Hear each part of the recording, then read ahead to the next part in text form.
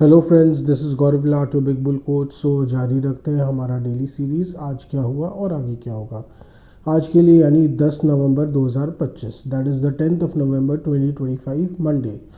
सो इस नए हफ्ते का जो पहला ट्रेडिंग सेशन था, आज बढ़ के बंद हुआ बाज़ार। इसमें अगर निफ्टी की बात करें तो वो 82 पॉइंट्स बढ़कर 25,574 पर बंद हुआ। That is it was up 82 points, closing at 25,574। और वहीं बैंक निफ्टी की बात की जाए तो वो महज 61 पॉइंट्स बढ़कर 57,937 पर बंद हुआ। That is it was up marginally 61 points, closing at 57,937 और 938 अप्रॉक्सीमेटली। सो बेसिकली बाज़ार जो है वो वैसे तो लग रहा था बढ़ के ही खुलेगा, क्योंकि गिफ्ट निफ्टी वही इंडिकेट कर रहा था। आज अच्छी खासी बढ़त के साथ सुबह को ट्रेड कर ही रहा था। क्योंकि ऐसा क्यों हुआ? क्योंकि कहीं ना कहीं जो फ्राइडे को है गिफ्ट निफ्टी थोड़ा वीक था, पर कहीं लास्ट में यूएस मार्केट ने बहुत अच्छा कमबैक दिखाया था एकदम देर रात को। तो कहीं ना कहीं उसका भी कुछ असर था जो गिफ्ट निफ्टी कवर अप कर रहा था। पर अगेन एक प्रॉब्लम ये था कि ट्रेंड के रिजल्ट्स आए थे ओवर द वीकेंड, जो कि थोड़े से निराशाजनक थे। पर निराशाजनक आपका प्रॉफिट से ज़्यादा तो उनका मार्जिन्स था, जो कि काफ़ी एक्सपेक्टेशन से ज़्यादा गिर के आया, जिसके कारण जो स्टॉक है वह खुला ही 5% नीचे सीधा। तो कहीं ना कहीं उसका एक ओवर शैडो तो था मार्केट में। पर कहीं ना कहीं मार्केट जो निफ्टी है वो टिकता हुआ ही दिखा 25,500 के ऊपर। वो एक बार लग तो रहा था क्या पता गिर भी जाएगा, पर कहीं ना कहीं निफ्टी संभल के रहा। सो निफ्टी को संभालने में तीन बड़े शेयर्स के बहुत अच्छा ही हाथ था देखा जाए तो। वो रिलायंस इंडस्ट्रीज़ था, भारतीय एयरटेल अगेन उसमें थोड़ी लिवाली थी आज फ्राइडे के डिसअपॉइंटमेंट के बाद। और उसके अलावा और भी कई शेयर्स में बाइंग थे, जैसे कि आप ये इन्फोसिस ले लीजिए। इन्फोसिस में बहुत अच्छी लेवाली थी आज, करीब 2.5% तेज था ये स्टॉक। सो इनके मिलीजुली जो सरकार थी इन सब स्टॉक्स की कहीं ना कहीं निफ्टी को संभालने में काफ़ी जिम्मेदार था। सो निफ्टी जो है 25,600 के ऊपर तो गया, लेकिन 25,600 के 50 एकदम क्लियरली दिख रहा था। रिपीटेड रेजिस्टेंस देखने को मिल रहा है वहाँ पे। इनफैक्ट एक टिपिकल ट्रिपल टॉप पैटर्न भी निफ्टी ने बनाया। अगर आप चार्ट्स में देखें तो 650 के आसपास एक ट्रिपल टॉप बना है निफ्टी में। और ट्रिपल टॉप बनने के बाद धीरे धीरे फिर लास्ट में खिसकते चला गया निफ्टी। हालांकि एकदम से नहीं खिसका, पर कहीं ना कहीं 25,600 के एकदम नीचे ही चला गया और 25,600 के नीचे ही बंद किया ये इंडेक्स।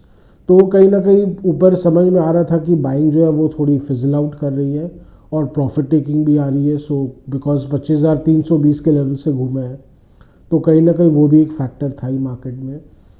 तो ये इंडिकेट कर रहा है कि all things are still not completely good for the bulls. तो कहीं ना कहीं अभी भी मार्केट में टेस्टिंग बाकी है।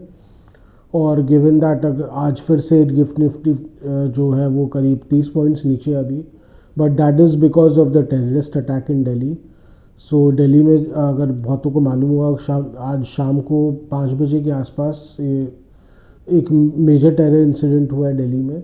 हमारी जो कैपिटल के पास ही पुरानी दिल्ली में एक मेजर टेरर इंसिडेंट हुआ है, जिसमें 7 लोग के तो कंफर्म्ड होने के डेथ आए हैं और करीब 24 लोग घायल हैं।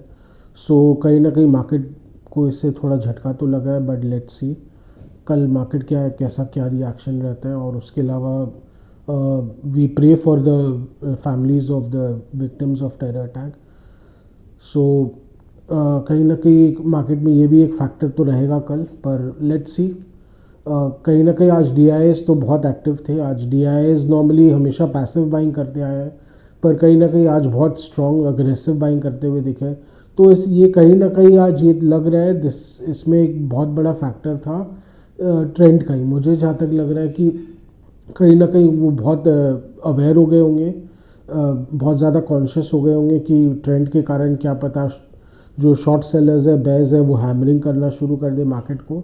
तो इससे पहले ही सतर्क हो जाओ, एकदम अग्रेसिव बाइंग करके उनको कोई मौका ही नहीं देना है। तो कहीं ना कहीं ये स्ट्रैटेजी लग रही थी मुझे, फिगर्स देख के तो यही स्ट्रैटेजी लग रही है कि कहीं ना कहीं बेयर्स को किनारे रखने के लिए उन्होंने एकदम अग्रेसिव बाइंग पोस्चर आज अपनाया। नहीं तो क्या ज़रूरत है, FIs तो बेच ही रहे हैं, चुपचाप थोड़ा थोड़ा खरीदते रहो, एब्जॉर्ब करते रहो। बाज़ार गिर रहा है तो थोड़ा थोड़ा करके गिरे जा रहा है, बहुत ज़्यादा मत गिरने दो बाज़ार को। नॉर्मली एक ऐसे टाइम में तो यही रिएक्शन रहता है। बट कहीं ना कहीं एक अग्रेसिव बाइंग पोस्चर था जिसके कारण बाज़ार ऑफ कोर्स आज संभल के रहा। कहीं ना कहीं आज बाज़ार को बढ़ाने में इसका बहुत बड़ा हाथ था। But let's see aggressive buying posture कितना रहता है, बिकॉज कहीं ना कहीं बेरिश मोमेंटम तो अभी भी बाज़ार में हावी है ओवरऑल बेसिस पे। नेगेटिव न्यूज़ फ्लोज कुछ ना कुछ आते ही रहते हैं, पॉजिटिव न्यूज़ फ्लोज की वाकई में कमी है। उसके अलावा जियोपॉलिटिकल प्रॉब्लम्स चल ही रहे हैं, यूएस में शटडाउन का प्रॉब्लम चल ही रहा है। हालांकि अभी भी कॉन्फ्लिक्टिंग रिपोर्ट्स आ रहे हैं। एक बार एक रिपोर्ट कल ये आया था कि कहीं ना कहीं शटडाउन को लेके अब सहमति बन गई है रिपब्लिकन्स और डेमोक्रेट्स के बीच। पर अगेन फ्रेश रिपोर्ट्स ये आ रहे हैं कि ट्रम्प बाबू इसलिए नहीं मान रहे कि जो डेमोक्रेट्स है वो बहुत अजीबोगरीब डिमांड्स कर रहे हैं। वो ऐसा बोला अटकले कि $1.5 ट्रिलियन मांग रहे हैं, जितने भी इलीगल वहाँ पे अमेरिका में एलियंस हैं उनको कॉम्पनसेशन देने के लिए, उनको एड देने के लिए। अगर ये हाफ ट्रूथ भी है, अगर आधा सच भी है, माने अगर $750 अरब भी मांग रहे हो, तो भी ये तो एकदम नाजायज़ टाइप का ही डिमांड लग रहा है। पर लेट्स सी अब ट्रूथ क्या है वो तो बाद में पता चल ही जाएगा। पर इसका मतलब कहीं ना कहीं बहुत नाजायज़ टाइप के डिमांड कर ही रहे होंगे डेमोक्रेट्स, क्योंकि बोला ही जाता है उनका बहुत बड़ा वोटर बेस है जो इलीगल वहाँ पे जितने भी इमिग्रेंट्स हैं, एलियंस हैं, तो क्या पता उन अपना वोटर बेस के लिए वो किसी भी हद तक जाने को तैयार हो गए होंगे डेमोक्रेट्स। तो ये भी एक कहीं ना कहीं तनातनी चल रही है। जब ख़त्म होगा बाज़ार के लिए रिलीफ रहेगा नो डाउट, पर उसके अलावा वहाँ की अर्थव्यवस्था पर इम्पैक्ट पड़ ही रहा है इसका।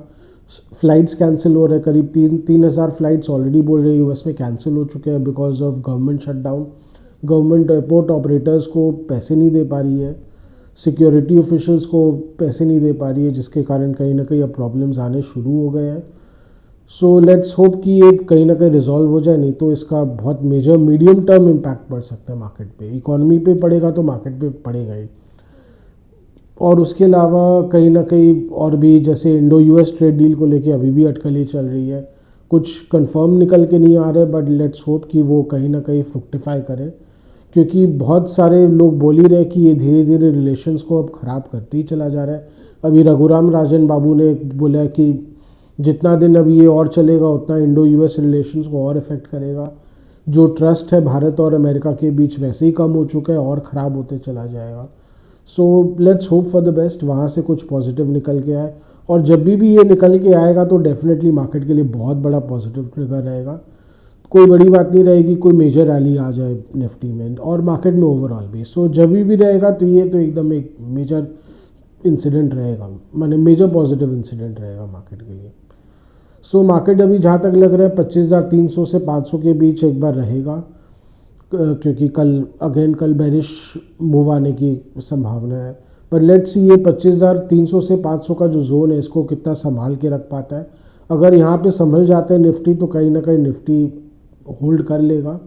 पर कहीं ना कहीं ऐसा भी डर है कि एक fresh round of FI selling आए, वो इस डर से कि ऑपरेशन सिंदूर 2.0 हो सकता है, क्योंकि टेरर इंसिडेंट उसके अलावा भी बहुत सारे एकदम मैसिव स्केल में एक्सप्लोजिव्स बरामद हुए। 2900 केजीज बोल रहे हैं, 2.9 टन्स ऑफ एक्सप्लोजिव्स जगह जगह से जम्मू कश्मीर से और कई जगह से बरामद हुए हैं।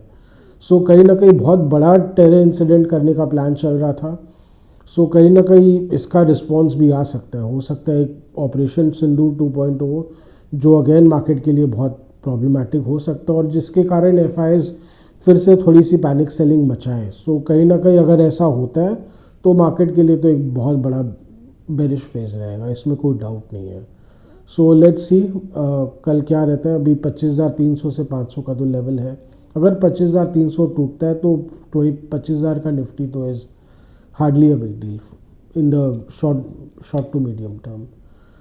सो और उसके अलावा ट्रेंड में एक कमेंट देना चाहूँगा। ट्रेंड का जो स्टॉक है वो जितनी आप कुछ भी कह लीजिए 4600 के आसपास तो टिक रहा था, बार बार कितने बार ऑनस्लॉट आए, पर 4600 का जो सपोर्ट है वो टिका रहा अभी तक तो ट्रेंड का स्टॉक पे। पर आज फाइनली ख़राब रिजल्ट्स के कारण ये स्टॉक एकदम औंधे मुँह गिरी गया आज। सो 4300 के नीचे ही बंद हुआ है। सो कहीं ना कहीं ये स्टॉक जो सस्ता होना शुरू हुआ अभी सस्ता होते ही चला जा रहा है। ऐसे अगर एक लेमैन पॉइंट ऑफ व्यू से बोले तो 8,000 के लेवल के बाद ये जो 4300 का लेवल आया है, ये कईयों को लगेगा कि हाँ अब स्टॉक तो बहुत सस्ता हो गया है, पर कहीं ना कहीं अगर फंडामेंटल वैल्यू टर्म्स में देखा जाए तो ये स्टॉक अभी भी महंगा तो है। आज भी अभी भी ये स्टॉक जो है, जो TTM price to equity ratio है, that is the trailing multiple जिसको बोलते हैं, तो कहीं वो जो है 94 के आसपास चल रहा है, that is 94, which is still very high. मैंने एक समय इस स्टॉक का जो PE है वो 130 के ऊपर जा चुका था। सो कहीं ना कहीं जिसको बोलते हैं एग्जॉर्बिटेंट लेवल्स पे जा चुका था, बहुत इलॉजिकल या इरेशनल बोल सकते हैं, पर मार्केट में क्या एक टेंडेंसी रहता है रैशनैलिटी बिकॉज ऑफ लिक्विडिटी, तो इरेशनल लेवल्स पे कई बार सस्टेन करते रहते हैं। तो कहीं ना कहीं अब स्टॉक में रैशनैलिटी आ रही है, और हो सकता है रैशनैलिटी अभी और आगे चलती जाए, because it is necessary for the market. तो कई लोग अगर सोच रहे होंगे कि अब सस्ता लग रहा है स्टॉक, तो एक बार संभल के एक बार सोचें, दे शुड बी वॉचफुल। ये मैं जस्ट एक कोई रिकमेंडेशन बिल्कुल भी नहीं है, ये जस्ट एक व्यू है कि to be careful. Just stock काफ़ी सस्ता लग रहा है इसका मतलब ये नहीं है कि एक्चुअली वो सस्ता हो गया। सो सतर्क रहें, इन्वेस्टमेंट अच्छी तरह करें, सोच समझ के करें। और आज का डेली व्लॉग यहीं तक रखते हैं। आशा करें कि आपको हमारी डेली व्लॉग्स अच्छी लग रही हो। Do like, share and subscribe to our channel, do hit the bell icon for regular update on our videos. उसके अलावा अगर आपको कोई स्टॉक स्पेसिफिक क्वेरीज हो या कुछ जानना हो तो please write in a comment section, we will get back to you, help you and guide you in any way possible, as much as possible by us. And उसके अलावा अगर आपको कोई फीडबैक देना हो या कमेंट देना हो तो again write in a comment section. Your comments are really valuable for us, your feedback is valuable for us to help us improve our content, create better content, and etc. etc. So thank you for today.